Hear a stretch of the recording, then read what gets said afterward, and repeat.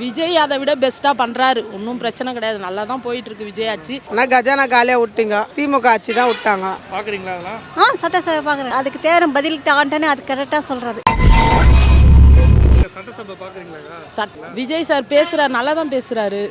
சில கமாண்டும் பண்ணுறாங்க, அது அந்த முன்னாடி அரசியல் ஆட்சியாக இது பண்ணுவாங்க. அவர் நல்லா தான் பண்ணுறாரு, ஒன்றும் பிரச்சனை இல்லை, நல்லா தான் பேசுகிறாரு. ஒரு உதயநிதி பேசும்போது சொல்கிறாரு கரூரில் பயந்து ஓடுகாலி முதலமைச்சர். எப்படி ஓடுகாலி முதலமைச்சர்லாம் இல்லை, அதாவது தன்னிச்சையாக நின்று வந்திருக்காரு விஜய். அதாவது நான் இதுக்கு காசு கொடுங்க, அதுக்கு இவங்கெல்லாம் காசு கொடுத்தாங்க ஓட்டுக்கு, விஜய் அப்படி காசெல்லாம் கொடுக்கல. நாங்கள் வந்தோன்னா உங்களுக்கு செய்வோம் அப்படின்னு சொல்லி தான் பார்த்துட்ருக்காரு. அதனால் விஜய் ஆட்சி பெஸ்ட் ஆட்சி தான். திமுக இருக்கவங்கள வேணுக்குனே அவங்க மேலே குற்றச்சாட்டு வச்சுட்டே இருக்காங்க. அது அப்படி தானே இப்போ வைப்பாங்க, எப்படியா இருந்தாலும் ஆட்சிக்கு ஆட்சி ஒரு பொறாமை தான் இருக்கும், குற்றச்சாட்டு வைக்க தான் செய்வாங்க. இப்போ விஜய் அதை விட பெஸ்ட்டாக பண்ணுறாரு, ஒன்றும் பிரச்சனை கிடையாது, நல்லா தான் போயிட்டுருக்கு விஜய் ஆட்சி. போக போக தான் தெரியும், அதுவும் இது வரைக்கும் நல்லா தான் இருக்குது. கொஞ்சம் கொஞ்சமாக தானே பண்ண முடியும், உடனே அவர் போய் புஷ் பண்ண முடியாது, இதை செய்யுங்க அதை செய்யுங்கன்னு. இவங்க கஜானாவை காலி பண்ணி வச்சுட்டு போயிட்டாங்க டிஎம்கே. இப்போ தான் அவர் புதுசாக வந்திருக்காரு, அவருக்கு அரசியலை பற்றி ஒன்றும் தெரியாது. இவங்கெல்லாம் அதிலே ஊர்னவங்க. இனிமேல் தான் அவர் கொஞ்சம் கொஞ்சமாக பார்த்து பழகி வரணும். இருந்தாலும் மக்களுக்கு நல்லது தான் செய்கிறாரு, மாற்றம் இருக்குது அரசியல். இது விஜய்க்கு ஓட்டு போட்டோம்னா தற்கூரி அப்படின்றாங்க. அதெல்லாம் இல்லை, விஜய்க்கு ஓட்டு அவ்வளோ மக்களும் விஜய்க்கு ஓட்டு போட்டு தானே வந்திருக்காரு தன்னிச்சையா, எப்படி தற்கூரின்னு சொல்லுவாங்க?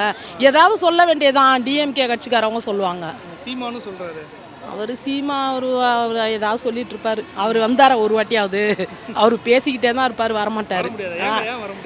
வரலையே, ஒரு சீட்டு கூட வரலையே சீமான். எப்படி அது வரணும்னா ஒரு சீட்டுனாச்சும் வந்திருக்கணும், வரல.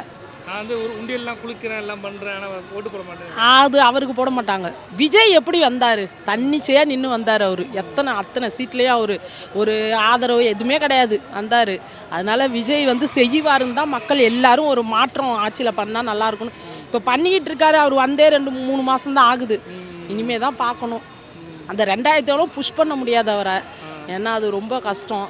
அது போடுறேன்னு சொல்லியிருக்காரு கொஞ்சம் கொஞ்சமாக பார்த்துட்டு. அதனால் ஒன்றும் தப்பு சொல்கிறதில்ல. ஆட்சி இனிமேல் தான் நம்ம பார்க்கணும் எப்படி வருதுன்னு. விஜய் இதே மாதிரி போயிட்டு இருந்தால் ஆட்சி நீடிக்கும், தொடர்ந்து அவர் தான் இருப்பார். ஆட்சி நல்லா போயிட்டு இருந்தா, ஏதாவது நடுவில் ஏதாவது இதுவாச்சுன்னா கஷ்டம்தான். அப்படின்னு பார்த்தா அவங்க தான் தற்கொலை. விஜய் ஓட்டு போட்டவங்களாம் தற்கொலை கிடையாது, அவங்க தான் தற்கொலை. உதயநிதி சொன்னார்ல, அவங்க தான். திமுக ஆட்சியில் ரேஷனில் நல்ல அரிசி போட்டதாக சொல்கிறாங்க. அப்போ ரேஷன் அரிசி போட்டாங்க, இப்போ புழுங்கல் அரிசி தரேன்றாங்க, சாப்பாடு அரிசி தராங்க. இப்போது பச்சை அரிசி இல்லை, இப்போ புழுங்கல் அரிசி தராங்க, கடை அரிசி தராங்கன்னு இப்போ சொல்கிறாங்க. மனுஷால் இப்போ கொடுக்குறது நல்லா இருக்குதுன்றாங்க, கடை அரிசி தராங்க ரேஷன்லன்றாங்க. அது எல்லாம் அப்படியே சொல்லின்னு தான் வராங்க. உங்களை வச்சு கடன் வாங்கிட்டாங்கன்னு சொல்லியிருந்தாங்கிறாங்க. ஆனால் கஜானா காலியாக விட்டீங்க, திமுக ஆட்சி தான் விட்டாங்க. இப்போ அவர் எப்படி சொல்கிறது, ஆடுகிட்ட இவங்ககிட்ட கசப்பங்காரங்கிட்ட தலையை குத்த மாதிரி விஜய் மாட்டிக்கினார் தேவையில்லாமல். சரி பண்ணுவார், சைலண்டாக இருந்து சரி பண்ணுவார், எல்லாத்தையும் சரி பண்ணுவார். பரவாயில்ல சார், நல்லா இருக்கு, ஒன்றும் பிரச்சனை இல்லை, எல்லாமே நல்லா பண்ணுறாரு. அதே மாதிரி கொஞ்சம் சொல்கிறதெல்லாம் கொஞ்சம் செய்கிறாரு, கொஞ்சம் நல்லா பண்ணுறாரு. சட்டசபையெல்லாம் பார்க்குறீங்களா? பார்க்குறது கொஞ்சம் நல்லா இருக்குது. ஆனால் அவர் பேசுகிறதுலாம் விஜய் சார் பேசுறது ஆமாம், கொஞ்சம் நல்லா இருக்குது. சொல்கிறதெல்லாம் கொஞ்சம் நல்லா தான் சொல்கிறாரு. ரொம்ப குற்றச்சாட்டு வைக்கிறாங்களா? குற்றச்சாட்டுனா எல்லாமே சொல்கிறது தானே சார். இந்த கட்சியிலேருந்து சொல்கிறவங்க அந்த கட்சியில் குற்றச்சாட்டு சொல்கிறவங்க தானே. இப்போ அந்த கட்சியில் இருக்கிறவங்களும் 4 பேர் சொல்கிறது, இதில் இருக்கிறவங்களும் சொல்கிறதா. அது எல்லா கட்சியும் வந்தாலுமே அது அப்படி சொல்கிறதா குற்றச்சாட்டு. திட்டங்கள் அந்த மாதிரி பண்ணுறதுக்கு வாய்ப்பு இருக்குது, கண்டிப்பாக பண்ணலாம். ஆமாம் சார், ஒரு கொஞ்சம் டைம் கொடுக்கணும். ஆமாம் சார், டைம் கொடுத்தா கொஞ்சம் பண்ணுவார். 2500 தரேன்னு சொன்னார் பட்ஜெட்டில், சிலிண்டர்லாம் வரல, எப்படி பார்க்குறீங்க? அவர் போட்டார்னா நார்மலான ஹவுஸ் ஒய்ஃபுல்லாக இருக்காங்கள்ல, வேலைக்கு போகாத அவங்களுக்குலாம் யூஸ்ஃபுல்லாக இருக்கும்.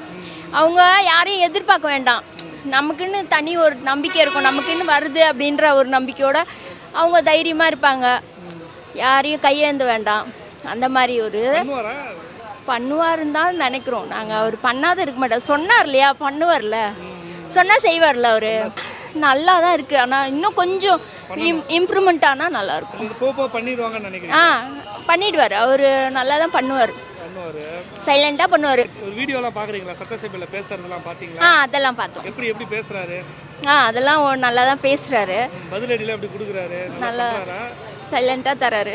இல்லை, அவர் எப்போ போல் தான் இருக்கார், இன்னும் நிறைய போக இன்னும் நிறைய இதுவாகிடுவார், இம்ப்ரூவ்மெண்ட் ஆகிடுவார்.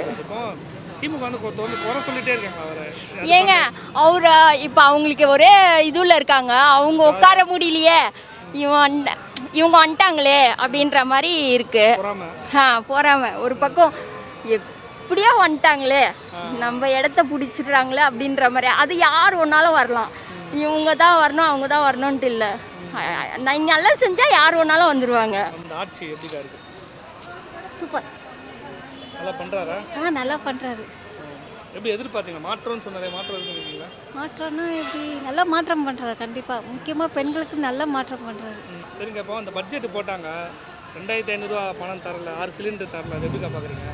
சரி, இன்னும் கொஞ்சம் டைம் கொடுக்கலாம் பார்க்குறோம் நாங்கள். வேறு டைம் கொடுக்கலாமா? கொடுக்கலாம், கண்டிப்பாக கொடுக்கலாம். ஏன்னா அவர் வந்து எப்படி சொல்லுது, முயற்சி எடுத்து எல்லாம் செய்கிறாரு. எல்லாமே நாங்கள் நம்பிக்கையோடு நாங்கள் ஓட்டு போட்டு நாங்கள் பண்ணோம். ஆனால் கண்டிப்பாக அவர் செய்வார். கண்டிப்பாக நம்பிக்கை டைம் கொடுக்கணும். டைம் கொடுக்கணும் அவருக்கு. எங்கள் கஜானால காசு இல்லைன்றாரு. ஆனால் கண்டிப்பாக செய்வாருங்க. கஜானால காசு இல்லைன்னா அதுக்கு முன்னாடி இருந்தவரை பண்ணிட்டு போயிட்டார். எப்படி இப்போ அவர் என்ன பண்ணுவார்? அவர் இனிமேல் தான் கொஞ்சம் கொஞ்சமாக அது என்ன எப்படின்னு நாட்டுக்கு கடன் இல்லாமல் இருக்கணும், அதே சேஃப்டியே பண்ணுவார். அது எங்களுக்கு கண்டிப்பாக இல்லாத போடுவார். எங்களுக்கு விலைவாசி குறைப்பாருன்னு கண்டிப்பாக விலைவாசி குறைப்பார். ரேஸில் எல்லாம் எடுத்துன்னு இப்போ சட்டசபையெல்லாம் நடக்குதுல, பார்க்குறீங்களா அதெல்லாம்? சட்டசபை பார்க்குறேன். எப்படி இருக்குது பார்க்குறதுக்கு உங்களுக்கு?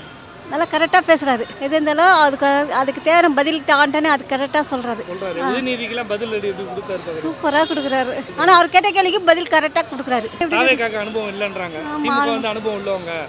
இப்போ சினிமாவில் நடிச்சிட்டு வந்து இப்போ உட்காராருன்னா அது எப்படி தெரியும் அவருக்கு? இப்போ ஒரு குழந்தைய ஸ்கூலுக்கு போய் சேர்த்து விட்றோன்னா அது கற்றுக் கொடுத்தா தான் தெரியும். அது ஏபிசிடின்னு கற்றுக் கொடுத்தா தான் அது தெரியும். அப்போ போக போக புரிஞ்சுக்கணும். அதே தான் இது சட்டசபையில் வந்து சினிமாவிலேருந்து வந்தவர். இனிமேல் தான் கொஞ்சம் கொஞ்சம் அவர் கற்றுக்குறாரு. எப்படி கற்றுன்னு நாட்டுக்காக நல்லது செய்வார். ஓரளவுக்கு 6 மாதம் அவர் டைம் கேட்டிருக்காரு. அந்த 6 மாதத்துக்குள்ளே ஒரு சிறப்பான இது வரும். நம்ம இந்த 5 வருஷத்துக்கு அவருக்கு ஆள்றதுக்கு ஒரு திறமை இருக்குது. மாற்றம் வந்திருக்கா? மாற்றம் இருக்குது, எல்லா இடத்துலையும் மாற்றம் இருக்குது. கொஞ்சம் இருக்குது. மாற்றம் இருக்குது.